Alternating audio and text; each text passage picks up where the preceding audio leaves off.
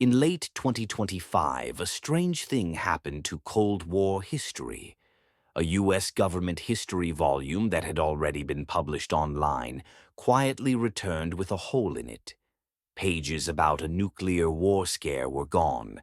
No loud announcement, no press conference, just an official-looking note where the uncomfortable part used to be. And the missing story is exactly the kind that makes governments uneasy, because it isn't a story of victory or control. It's a story of vulnerability, of how the world can drift toward catastrophe without anyone consciously choosing it. The episode is called Able Archer 83. If you've heard the claim, it usually sounds like a thriller headline. A NATO exercise almost triggered World War III. That sounds dramatic, maybe even too dramatic. So tonight we're doing this the adult way. We're going to rebuild the moment from credible timelines and declassified analysis, and then we'll separate what's documented from what's debated. Because even the cautious version is terrifying. To understand Able Archer, you need to understand 1983. Not as a single crisis, like the Cuban Missile Crisis, but as a year that felt like a tightening vice. A year where rhetoric, military planning, intelligence alarms, and real-world tragedies piled up until normal actions began to look like signals. And this is the most uncomfortable truth of the Cold War. Danger didn't always come from a villain's plan. Sometimes it came from procedure, from routine, from systems that reward worst-case thinking. So let's go back to Europe in the early 1980s, a continent packed with missiles, protests, spies, and memories that were still raw. And then we'll step into a quiet exercise room filled with phones, codes, and radio silence, where just a drill could start to look like the opening move of World War III. For Americans, the Cold War often felt global and abstract, something happening out there, punctuated by moments of fear. But for Europe, it was physical. It had geography, it had basing rights, flight times, and deployment schedules. You could draw the front line with a marker and then argue about how many minutes it would take to cross it. In 1979, NATO made a decision that would shape the next decade.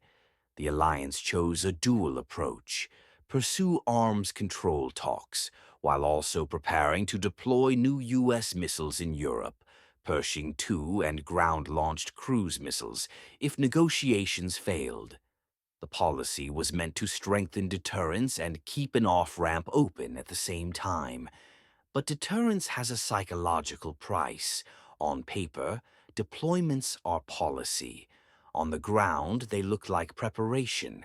And when two nuclear-armed blocs already distrust each other, preparation can be misread as positioning. Now add the basic math of fear. If you believe the other side can strike quickly, you feel pressure to detect the first sign. And if you feel pressure to detect the first sign, you start interpreting ordinary events as possible warnings. That's not irrational. It's what human beings do under existential threat. So, when NATO planned deployments and the Soviets watched those plans, both sides were responding to what they believed the other side might do. The tragedy is that both sides could be acting defensively and still create a world that is more dangerous. By the early 1980s, Europe was the stage where that danger could become immediate, because the weapons were close. And when weapons are close, leaders have less time to interpret, verify, and calm down. That's the environment Able Archer walks into. Not a calm world, a world where minutes mattered, where signaling mattered, and where both sides were increasingly trained to see the worst. Now we have to step inside the Soviet mindset, not as cartoon villains, but as a security state with a very specific trauma. The Soviet Union entered World War II under catastrophic conditions after a surprise invasion. That experience, being caught off guard, left a deep scar. In a system built around survival, the lesson becomes simple and brutal. If you miss the first signal, you may not get a second chance. By the early 1980s, Soviet leadership and intelligence circles were increasingly convinced the strategic environment was turning against them, not only because of NATO deployments, but because of a broader sense that the West was gaining advantages, economic, technological, and military. In Soviet terms, the correlation of forces was drifting the wrong way. In 1981, Soviet intelligence services went on alert to watch for U.S. preparations for a surprise nuclear attack. That alert was paired with a new intelligence collection program known by the acronym RYAN, short for Nuclear Missile Attack. The mission wasn't subtle. The mission was early warning. The mission was to catch the moment before the moment. Think about what that does to an organization. If you assign people to hunt for indicators of an imminent first strike, you are not rewarding calm. You are rewarding vigilance. You are rewarding anomalies. And in that environment, normal Western behavior becomes a stream of potential clues. Here's where the Cold War becomes dangerous in a very modern way. Once an institution is primed to see signals, it begins to find signals. Not because people are lying, because their brains are doing pattern recognition under pressure. And according to later analysis, Soviet top leadership in this period, especially under Yuri Andropov, was unusually receptive to the idea that the United States might launch a surprise attack. That doesn't mean the Soviets wanted war. It means they feared they could be ambushed into losing it. So when 1983 arrives, the USSR is not just watching NATO, it's watching for a hidden countdown, and that is the perfect setup for a routine exercise to look like something else. On the American side, something else was happening, something that would later show up in declassified analysis as a factor in Soviet anxiety. The United States and its allies were running naval and air operations close to the Soviet Union, including missions designed to probe defenses and test responses. In Western planning, these kinds of operations can be framed as readiness, intelligence collection, or signaling. But from the other side, they can feel like rehearsals. And here's a key point. When you test an adversary's early warning systems, you can create uncertainty inside those systems. You can make people wonder, what if this time it's not a test? Even if the Western intent is limited, the effect on the Soviet imagination can be large. Now, to be clear, we're not claiming a single operation caused Able Archer panic, but the overall environment matters. When both sides are active and both sides are trying to understand the other's capabilities, the boundaries between intelligence, training, and preparation can blur. The CIA's retrospective analysis suggests Soviet fears were influenced not only by public rhetoric and weapons deployments, but also by these kinds of close-in operations and by the broader intelligence contest of the era. It's a reminder that in nuclear rivalry, the chessboard includes moves most civilians never see. So you have two machines running at the same time. NATO has routines, exercises, procedures. The Soviets have Ryan, indicator hunting, worst-case assumptions. And both are being fed by real events in 1983 that make everything feel sharper. In a calmer year, those machines might have hummed without colliding. But 1983 wasn't calm. It was the kind of year where a small spark could land on a room full of fumes. In March 1983, President Ronald Reagan delivered what became known as the Evil Empire speech. It wasn't just politics, it was framing. It told the world and told Moscow that the conflict wasn't merely about spheres of influence, it was about morality and destiny. For an American audience, that kind of language can feel like clarity. For Soviet leaders trained to fear ideological crusades, it can feel like a warning that compromise is off the table. And in nuclear rivalry, the perception that the other side sees you as fundamentally illegitimate can be destabilizing. Then, later that month, Reagan announced the Strategic Defense Initiative, SDI, often nicknamed Star Wars.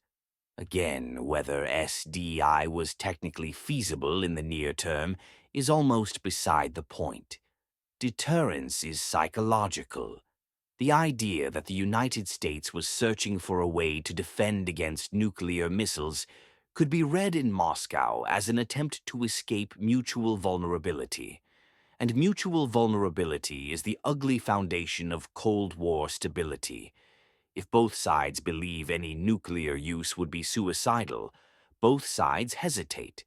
If one side starts to believe it might one day avoid retaliation, the other side can begin to fear decapitation or surprise. So imagine the Soviet intelligence community absorbing this. You have Ryan hunting for indicators. You have leaders who are sensitive to the possibility of surprise. You have moral language from Washington. You have a public vision of missile defense. Even if the United States sees these moves as deterrence and strength, the Soviet system can interpret them as steps towards something more aggressive. This is how miscalculation is built. Not with a single decision, but with a stack of interpretations. And then, in September 1983, the year delivered a shock that made the atmosphere even more combustible, an event that turned the Cold War from rhetoric into grief and fury. On September 1st, 1983, a civilian airliner, Korean Airlines Flight 007, was shot down by the Soviet Union near Sakhalin Island, killing all 269 people aboard. For Americans watching the news, it looked like proof the Soviet system was reckless and brutal. For the Soviets, it was a crisis wrapped in suspicion, fear that a civilian flight might be linked to intelligence activity, fear of humiliation, fear of escalation, and fear of being boxed into an international corner.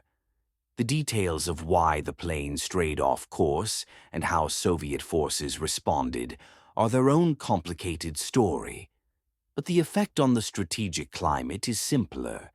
After Cal 007, the diplomatic temperature rises, public statements harden, the emotional space for trust shrinks, and in a later retrospective, the CIA points to the KAL 007 episode as a major factor that heightened Soviet anxiety, an anxiety that would soon lead Soviet intelligence and the military to overreact to a US/NATO exercise, almost certainly with the shootdown in mind. This matters because it connects the war scare mood to real-world events. It wasn't just elite paranoia.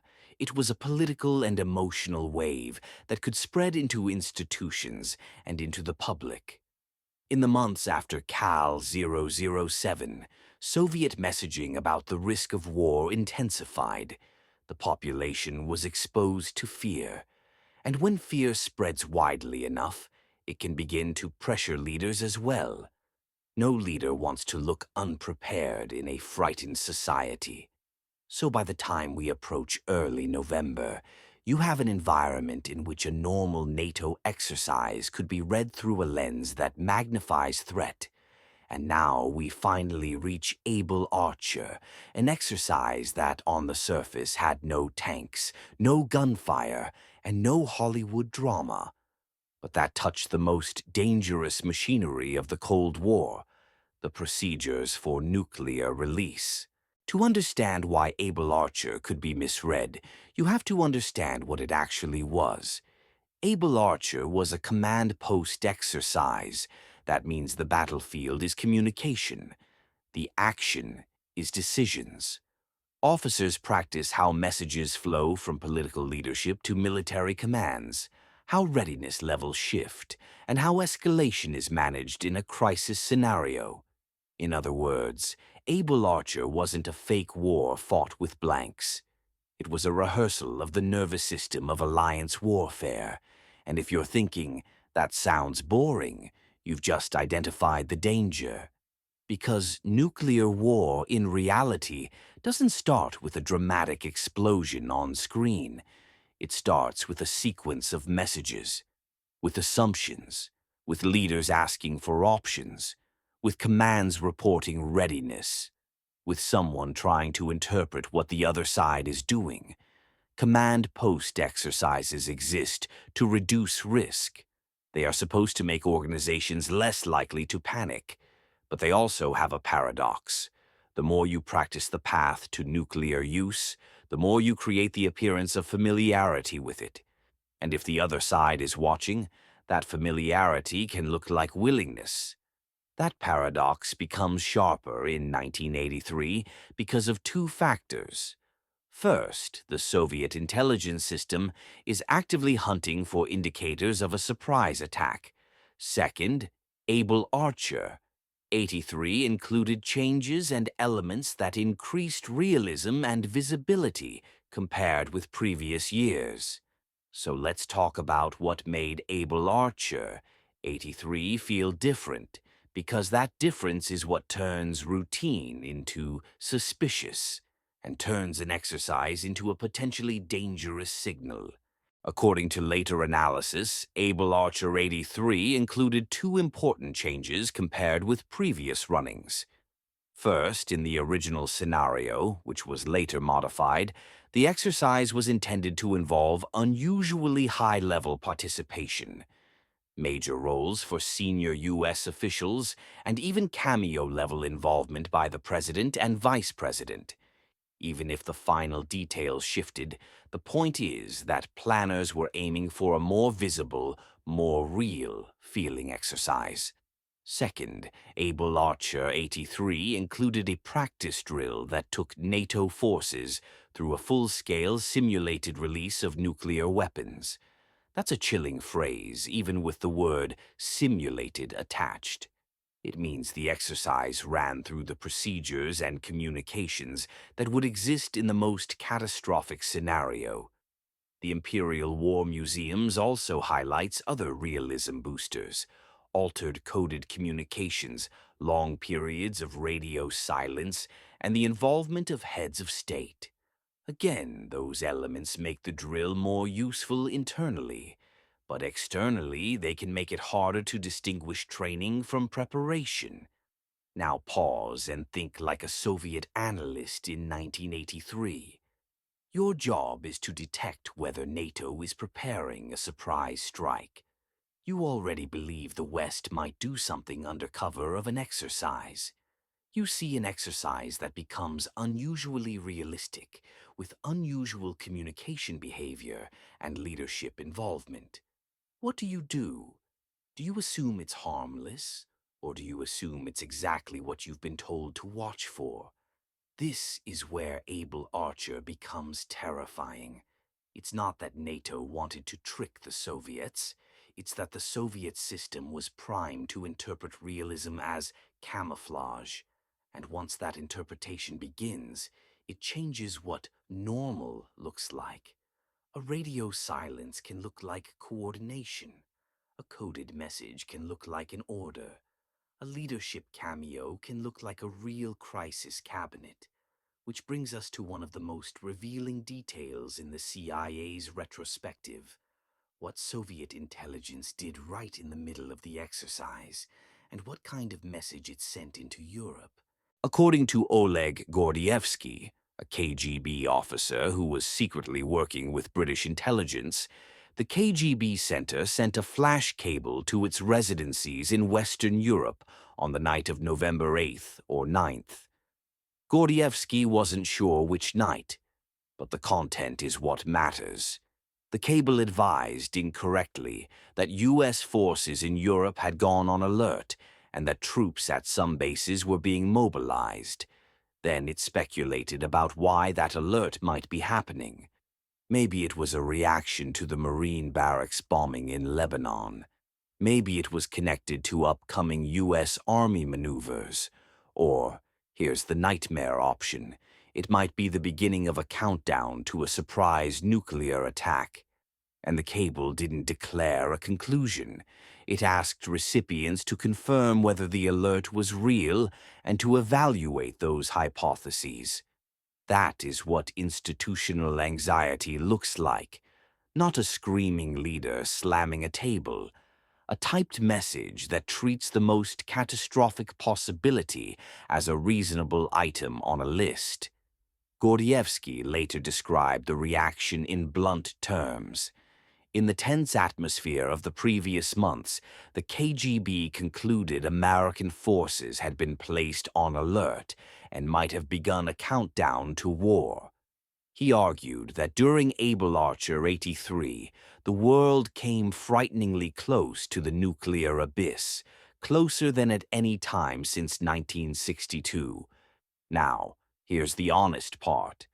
The CIA's retrospective also asks whether Gordievsky's description is fully credible and notes that some key evidence, like the original flash message itself, is missing from the set of Ryan cables Gordievsky later published.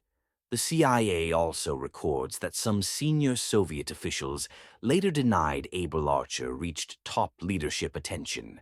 So we're left with a familiar Cold War problem. Alarming signals, incomplete proof, and competing interpretations. But incomplete proof is exactly what leaders deal with in real time. They don't get certainty. They get fragments. And in 1983, fragments were dangerous. So what did the West actually see while this was unfolding?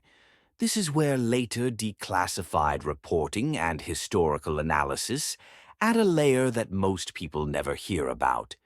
According to materials discussed in the National Security Archive's work on Able Archer, signals intelligence picked up unusual Soviet readiness indicators as the exercise progressed.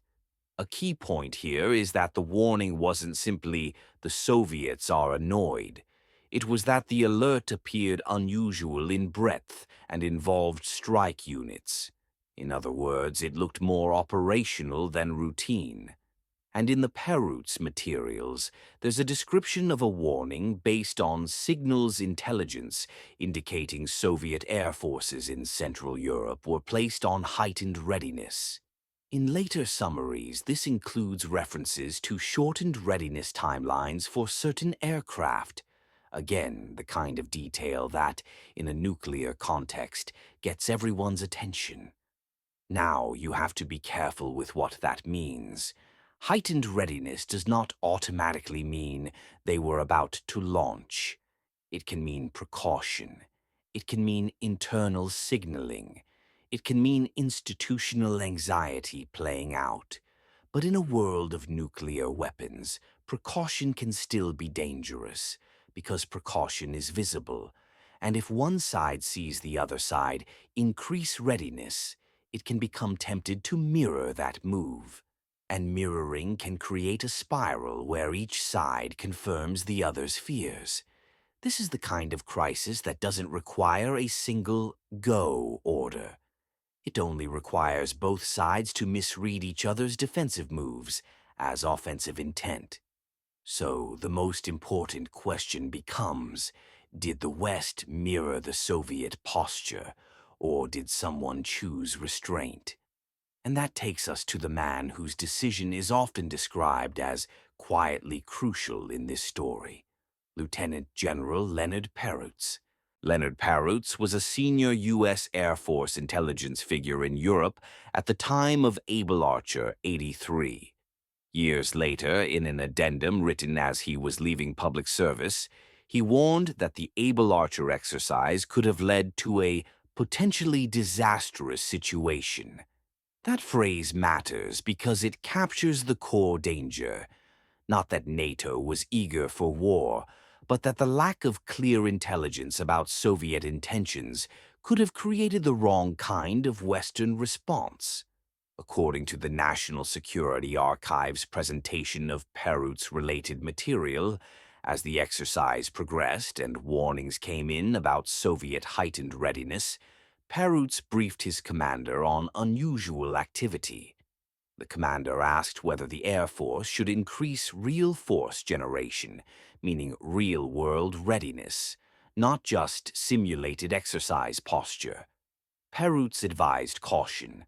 Watch the situation carefully, but do not increase the real alert posture.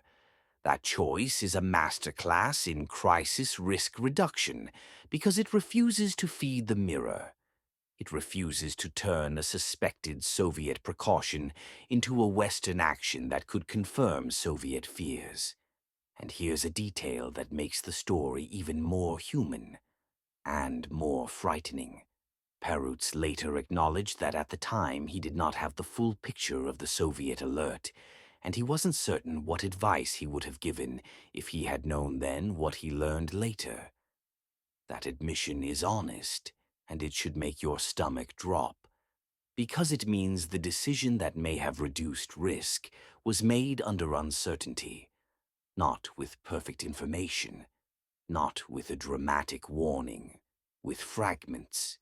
The President's Foreign Intelligence Advisory Board later described Perroots' restraint as fortuitous if ill-informed, and commended the outcome, officers acting correctly out of instinct rather than guidance. In other words, one of the most dangerous moments of the Cold War may have been diffused not by a perfect system, but by a human being refusing to escalate based on incomplete signals. And when you realize that, you also realize the reverse could have happened. A different person, a different instinct, a different fear, and the spiral might have begun. So, what happened after the exercise ended? Able Archer concluded, and Soviet readiness returned toward normal. The world didn't explode. No missiles flew, no sirens, no cinematic ending. Just the quiet continuation of history, which can trick us into thinking it was never dangerous. But the archival record suggests this episode landed as a warning in Western minds, even if interpretations differed. The CIA's retrospective describes how the Able Archer story was told and retold, and it notes a pattern in those accounts. Soviet overreaction, Gordievsky warnings reaching the West, and the idea that this reporting affected perceptions inside the Reagan administration. The CIA analysis also mentions a British dimension, including the possibility that British leaders, including Prime Minister Margaret Thatcher, conveyed a message to Reagan that the Soviets were genuinely fearful and that rhetoric and actions might need to be moderated. Whether one agrees with that assessment or not, the point is that allies were worried about the stability of the situation. And then there is Reagan's own reaction, recorded in multiple places across memoir and reporting. Surprise at how fearful Soviet leaders were of the United States, and the unsettling thought that the other side might really believe a first strike was coming. This is an important moment for an American audience because it flips the standard Cold War self-image. The United States often saw itself as predictable and defensive. Yet here's evidence that at least some Soviet actors interpreted U.S. behavior as potentially aggressive. And in nuclear politics, the most dangerous gap is the gap between how you see yourself and how your opponent sees you. Able Archer 83 is a case study in that gap. But now we need to be intellectually honest, because there's a serious debate about how close things really came.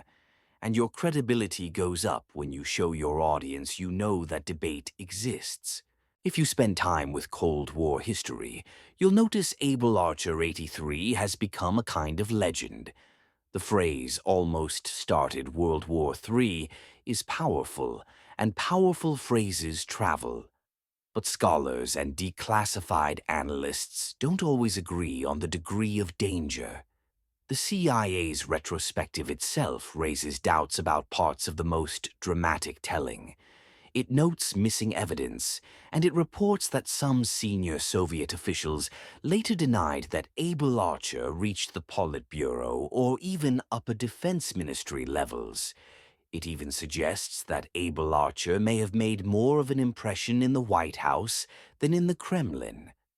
Then, on the academic side, newer archival research has argued that the popular war scare narrative can be overstated, suggesting that certain Warsaw Pact observations of Abel Archer were more routine than the legend implies, and that the intelligence machinery often described as driving panic may not have been fully operational in the way the myth suggests. So, where does that leave us? It leaves us with a mature conclusion. The exact distance from the cliff is disputed, but the structure of the road is undeniable. We have evidence of a Soviet intelligence alert program aimed at detecting a surprise attack. We have a tense atmosphere amplified by public crises like Cal 007. We have an exercise that increased realism, communication changes, and nuclear release procedures in simulation. We have Western signals intelligence that picked up unusual Soviet readiness indicators. We have a senior U.S. intelligence officer later warning the episode could have been disastrous if mishandled. Those are the pieces that matter. Because nuclear stability doesn't require a guaranteed near-launch moment to be frightening. It only requires a plausible pathway where fear, ambiguity, and procedure can produce a spiral. And Abel Archer shows that pathway clearly. Here's the lesson Americans should take from Abel Archer, 83. The most dangerous moments of the Cold War may not have been the loud ones. They may have been the quiet ones, when both sides were doing what they thought was normal, and the other side was reading it as threat. If you want a single-sentence summary, it's this. Misinterpretation is a weapon, and it doesn't care who believes they're being defensive. A nuclear crisis doesn't need a madman. It only needs a system where leaders get fragments instead of certainty, where institutions are rewarded for worst-case assumptions, and where routine actions can be misread as preparation. And that's why the modern twist matters. When government records about Abel Archer are removed, republished, and debated decades later, it's a reminder that this story still hits a nerve. Not because it proves a conspiracy, but because it exposes vulnerability. It shows how much depended on restraint and luck. If you're building a Cold War channel for an American audience, this is exactly the kind of episode that turns into a series. Because 1983 wasn't one story, it was a cluster. KAL-007, intelligence scares, false alarms, and war game misreadings that fed the same atmosphere. So here's what comes next, in the most retention-friendly order. First, the September 1983 false alarm story, how one decision prevented escalation. Then Cal 007 as the emotional shockwave. Then Operation Ryan as the machinery that turned fear into reporting. Because the most haunting part of Abel Archer 83 is not that the world almost ended, it's that it could have ended by accident, through routine, through procedure, through people doing their jobs in the dark, without realizing how the other side was reading the same signals. And if that can happen once, it can happen again.